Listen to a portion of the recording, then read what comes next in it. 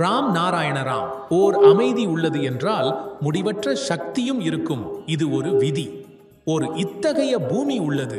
அங்கு நிலத்தில், மேற்பரப்பில், நீரில், சூரியனில், இந்த சூரியன் அல்ல, மந்தமூட்டத்தில் ஒவ்வொரு நிலையிலும் ஒரு அலை ஓடிக்கொண்டிருக்கிறது. இந்த பூமி எப்படி இருக்கிறது என்று தெரியுமா? சூரியன் பூமியை தன்னிடம் இழுப்பது போலவே ஒருவர் மற்றவரை இழுத்து கொண்டிருக்கிறார். இந்த ஈர்ப்பு உண்மையின் உருவத்தை எடுத்துரைக்கிறது. சூரியன் தனது கதிர்களை அளிக்கிறான். அதேபோல் எல்லா பொருட்களும் உருவாக்கப்பட்டுள்ளன.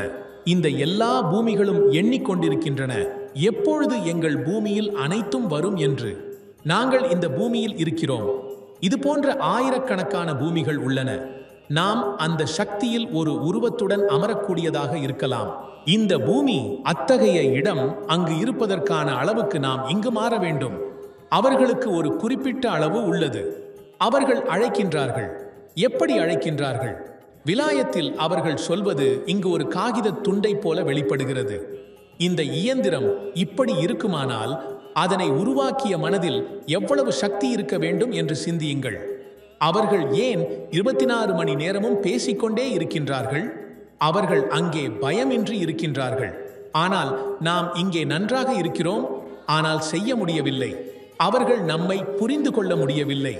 அவர்கள் முடிவற்ற ஆனந்தத்தை பற்றி பேசுகிறார்கள், ஆனால் நாம் உலக சுகத்தை பற்றி பேசுகிறோம்.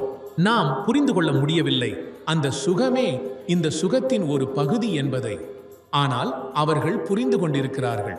அதனால்தான் அவர்கள் மகத்தானவர்கள். அவர்கள் அங்கே வாழ்வதற்கு தகுதியுள்ளவர்கள். அவர்கள் மகான்கள் அல்ல என்றால் யார் மகான்?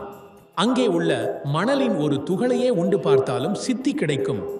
அங்கே இருந்து இந்த வீராட் புருஷர், சிவபுருஷர் இந்த முடிவற்ற பூமிக்கு அறிவுரை கூறுகிறார்கள்.